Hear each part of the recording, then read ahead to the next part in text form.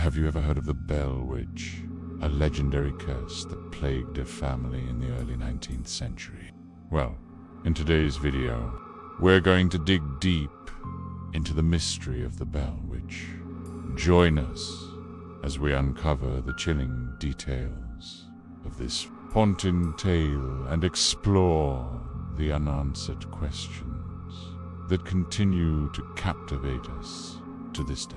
But before we begin, don't forget to hit that subscribe button so you never miss out on our thrilling stories.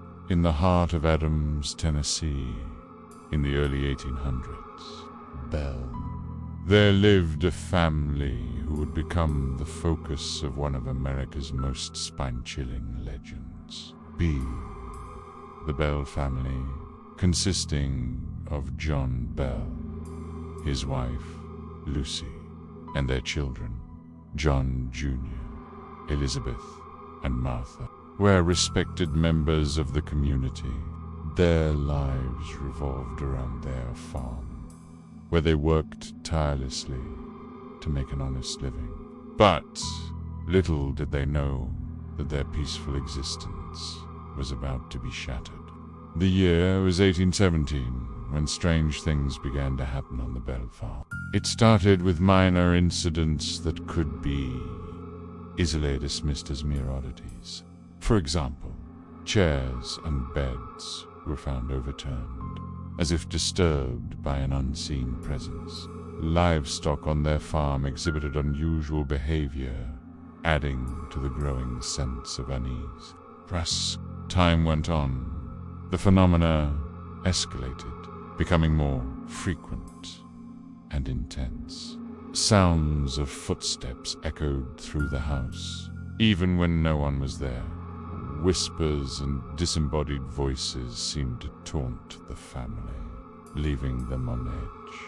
Objects began to move on their own, shaking, rattling, and even flying through the air, narrowly missing the startled family members. It was during one of these terrifying episodes that John Bell caught the spirit's attention. He was struck by an invisible force, knocking him off his feet and leaving him bruised and weak. The spirit also targeted his daughter Betsy, causing her physical harm, and even interacting with her in a disturbing manner. The spirit's taunts grew more audacious, turning cruel and malicious. They jeered at the family, calling them names and spreading rumors about their character and integrity.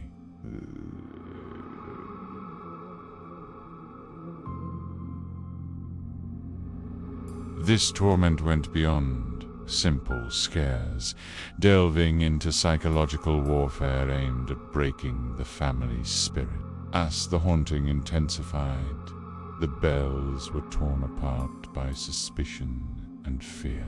Each member of the family was deeply affected by the spirit's actions, leading to arguments, recriminations, and a breakdown in their relationships. The terror didn't end within the four walls of their home. It followed them wherever they went. When they stepped outside, they were met with more sinister surprises. Crops withered and died mysteriously. Animals fell sick, and the land itself seemed to be cursed. It was as if the very essence of the earth around them had turned against them. In their desperate search for answers, the family consulted with religious leaders of the time, seeking solace and guidance. Ministers and priests performed exorcisms and offered prayers, attempting to banish the entity. But their efforts seemed futile, as the hauntings continued unabated, mocking their attempts at spiritual intervention. As news of their plight spread, people from neighboring towns flocked to the Bell farm, eager to witness the bizarre happenings firsthand. It became a morbid spectacle as curious onlookers gawked and speculated about the cause of the chaos. Bewitch phenomenon, as it was now known, had become a sensation. In the midst of this chaos, Andrew Jackson, then a prominent figure in Tennessee politics, visited the Bells to see for himself what all the commotion was about. He, too, was subjected to the supernatural occurrences and emerged shaken and frightened. Jackson recounted his experience, stating that the spirit's presence was palpable and its power undeniable. Revere's account added credibility to the story, drawing more attention to the already infamous hauntings. But who was behind this malevolent presence? The answer, when it finally came, was both surprising and tragic. The spirit identified itself as the ghost of a woman named Kate Batt, who had lived on the land before it was owned by the Bells. Allegedly, the Bells had done something to harm Kate, and now her spirit was seeking revenge. The story goes that Kate had been a former enslaved person belonging to the Bells' ancestors. When she passed away, she was buried on the property. But the Bell family's treatment of enslaved people was harsh and unforgiving, possibly leading to Kate's resentment and ultimately her vengeful spirit. This revelation added a layer of complexity to the haunting. Was this a case of a spirit seeking justice for its mistreatment? Or was there something more sinister at play? In the face of this horrifying realization, the Bells sought to make amends. They disinterred Kate's body, hoping to lay her spirit to rest properly. But their efforts only seemed to enrage the spirit further. The hauntings became even more intense, as if Kate was more determined than ever to torment them. As the years passed, the Bell family's life became a living hell. Their farm, once a symbol of hope and prosperity, turned into a nightmarish landscape, haunted by an unrelenting spirit. Their crops failed, their livestock perished, and their home became a crumbling ruin. The spirit seemed to revel in their despair, taking sadistic pleasure in their misery. Then came the fateful night that would become the most terrifying chapter in the saga. John Bell, unable to bear the relentless torment, decided to confront the spirit head-on. Armed with a gun, he confronted the apparition, intending to shoot it. But as he pulled the trigger, the gun misfired.